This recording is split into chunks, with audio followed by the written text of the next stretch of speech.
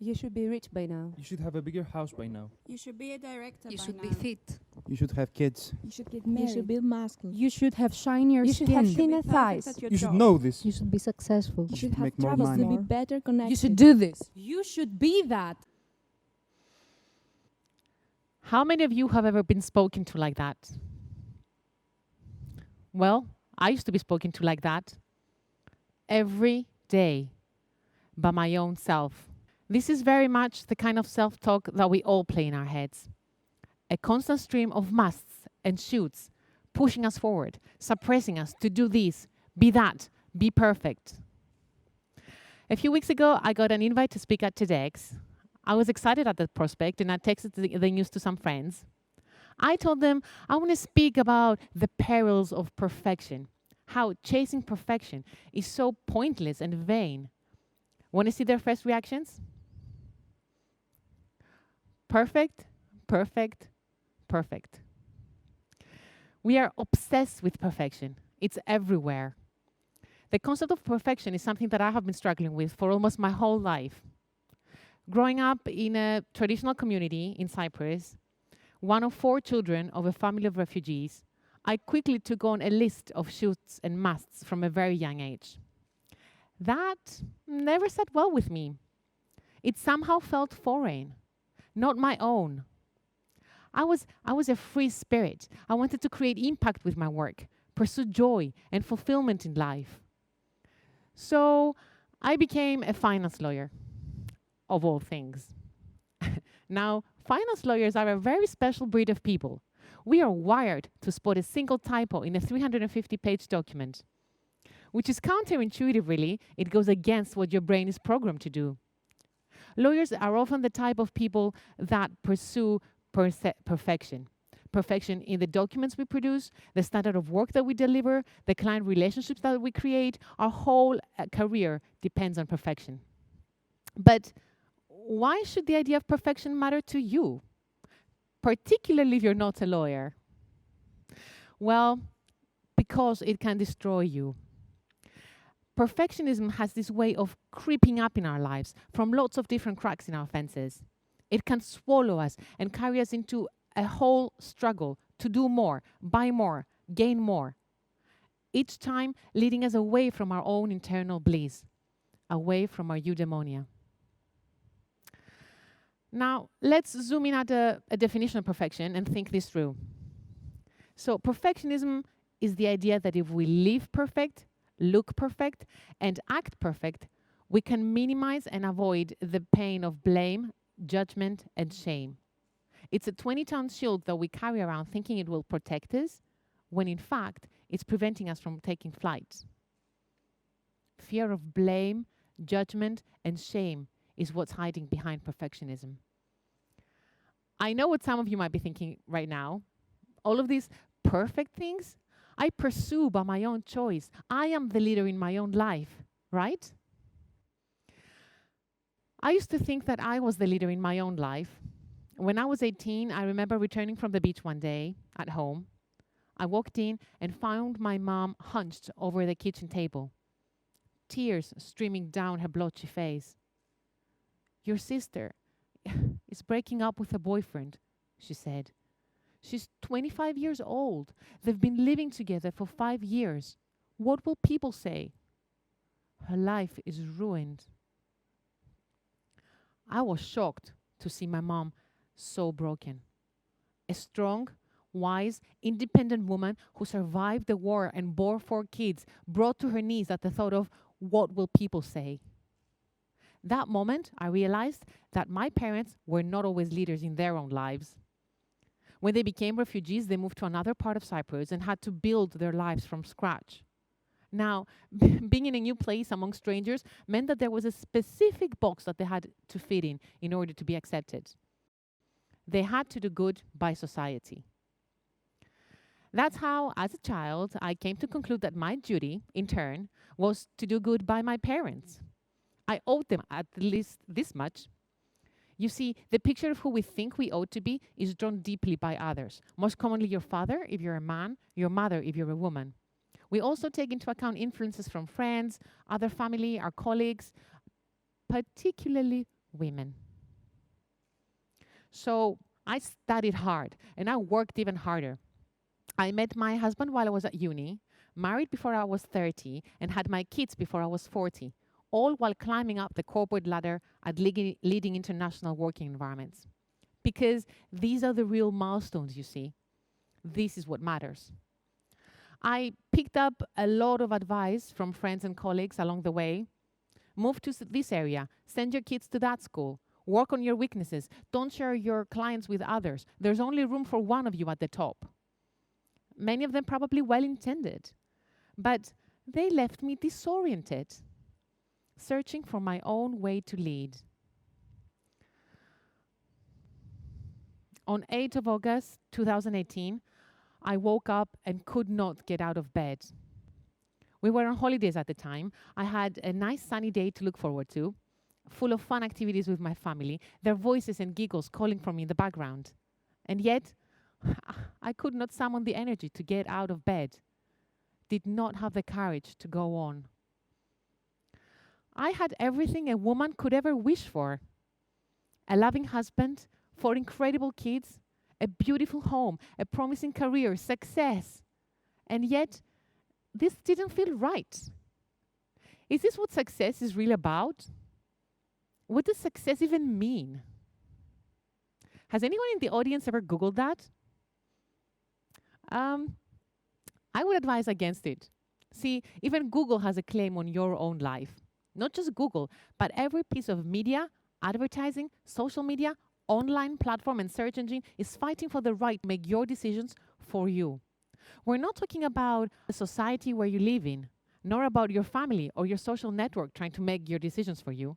We're talking about a whole universe of strangers curating what your life is supposed to look like on media. And the thing with these strangers is that they have a view on everything. Any woman who's ever been pregnant can attest to that. What you should look like, what you should wear, how much you should weigh, how much you should earn, how frequently to have sex, how often to hug your child. The media will bombard you with information on everything. But this information is not real. More often than not, it's fictional. And above all, it's incomplete. Here are some personal examples. This is a photo of our family in an outing that I posted on Facebook the other day. And this is our family in any random day. This is the view that I expected to see when I reached the peak at Machu Picchu after a long, painful 8-hour backpacking hike along the Inca Trail. And this is what I actually saw when we got there. All the happy faces, carefree lives, gorgeous views are just creating an image of perfection that is unattainable. They raise our expectations to uncontrollable highs. These strangers on screen get in the driver's seat and lead our lives while we sit on the passenger seat just following along. There is countless research linking perfectionism to problems such as burnout, depression, low self-esteem, suicidal thoughts, eating disorders, and a host of other problems in children, adolescents, and adults. Research among people who had relatives who took their own lives in the US indicated that in 50% of the cases, the people described the person who committed suicide as a perfectionist. That's 1 in 2 suicides due to perfectionism. A recent research by the American Psychological Association indicated that perfectionism is increasing over time. So young generations today perceive that others are more demanding of them, they are more demanding of others, and they are more demanding of themselves. So perfectionism is a demon then. But how about the good kind of perfectionism?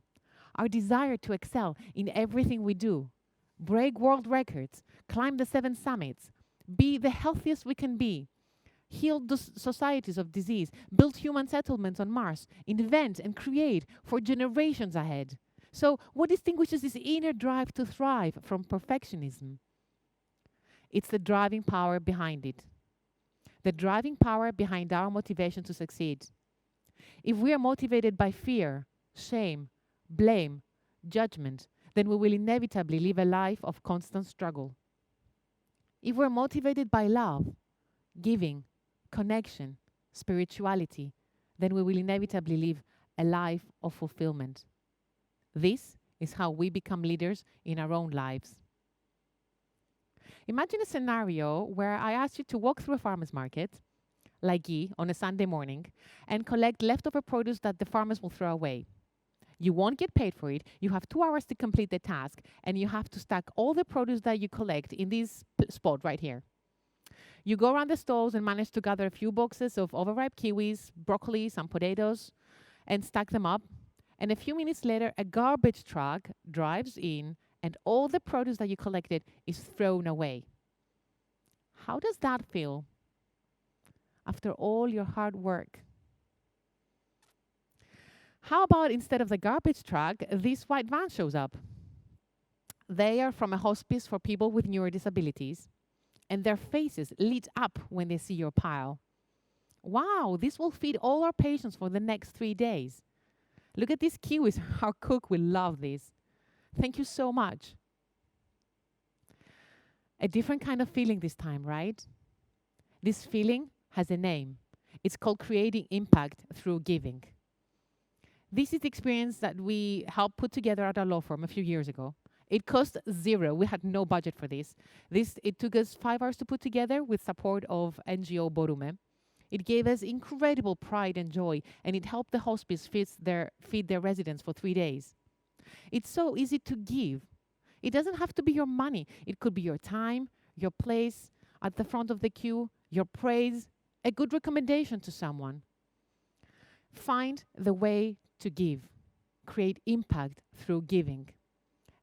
And research by Adam Grant even suggests that as a giver, you're more likely to end up at the top of the success ladder. I speak to many incredible professionals every day. Over and over again, I hear the same complaint. My team are not engaged. I feel that my own work is pointless. If I didn't do it, someone else would. There must be more to life than this. A constant stream of thoughts in their minds and no conversation with their hearts. If you cannot hear your heart yet, that's okay. There's a way to make that happen. That's exactly how I felt that sunny August morning. Study after study indicate that burnout and stress are linked to the perception that what we do does not matter, does not have any impact. The perception of impact serves as a buffer against stress, enabling people to avoid burnout and maintain their motivation and performance. In preparing for today, I also interviewed someone that I consider to be very well connected to his inner wisdom, my 12-year-old son, Alexandros. So, what's your take on perfection? I asked. Ooh, I like perfection, he said. If I grow to have the perfect job and I make a lot of money, then I can do anything I want with my life. Which is pretty much what I can do now. So scrap that. Connected, you see. This reminded me of the joke with the Greek fisherman. This fisherman went out to sea in his little boat every day and came back with his nets full of fish. One day, a rich businessman saw him pulling out the dock. He said, "Wow, you're doing very well. You should buy a second boat and double your fishing and income. You can then buy 4 boats and then a commercial fishing vessel. You could have a whole fleet of them. You could even buy a yacht." "And why would I want to do that?" asked the fisherman. "Well, if you're that rich, you can then do anything you want in life." "What would you really want to do?" asked the businessman.